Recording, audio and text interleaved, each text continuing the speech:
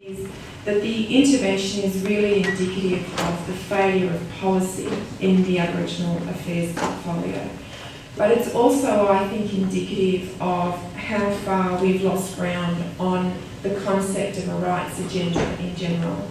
And as you all know, under Howard, we started to see this idea that talking about human rights was the luxury of the elite and that marginalising of the discussion of human rights. And I think that's really continued at the moment.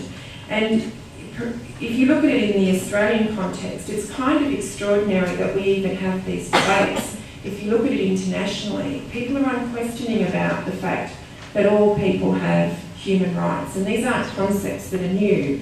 You know, they're grounded in the American Revolution, the French Revolution, the anti-slavery movement. These are really fundamental concepts, but once you move into the Australian context, we have a discussion as if we invented the concept of rights here, and there's some kind of fanciful thing that somebody made up while they were having a latte down at the Bangarra Wharf. And it really is devoid of that international perspective and the importance of those human rights frameworks that are a fundamental part of most other countries' legal systems.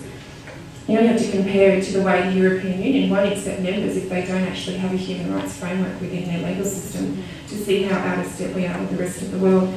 So I think it's actually indicative of how far we've lost ground on human rights and continue under Rudd in the same sort of position as under Howard. And I guess because we see that continual rhetoric around rights are only theoretical, that you know, you can't eat rights, you can't eat the Constitution.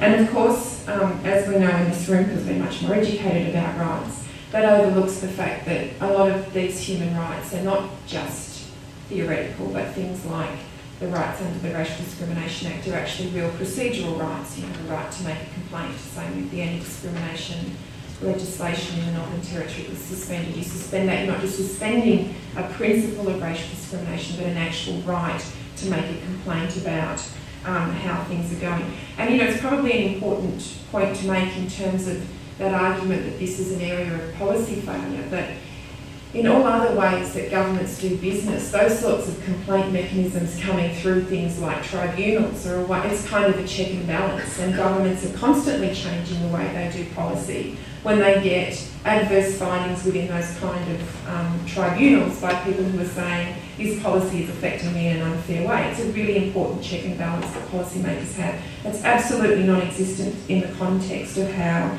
the intervention is affecting people's lives. So I think that is one part of the rhetoric that's being used not just by the pro-interventionists, the anti-Aboriginal rights groups, but also by the government. And I guess the other myth that has been very strongly evoked, perhaps more strongly evoked by Macklin than it was by Rough, is this idea that you either protect the rights of women and children or you protect rights against racial discrimination. And I think that that is a really insidious and false dichotomy that needs to be knocked on the head. If for no other reason, Aboriginal people, Torres Strait Islander people are entitled to policies that protect women and children and also are not racially discriminatory. It's not hard to come up with policies that do both. And it's a complete myth that you either have one or the other. And I have to say, as an aside, I'm hoping it's one of the things that James Anina's report will actually address, is that this idea of a hierarchy of rights is just a fanciful interpretation of international human rights.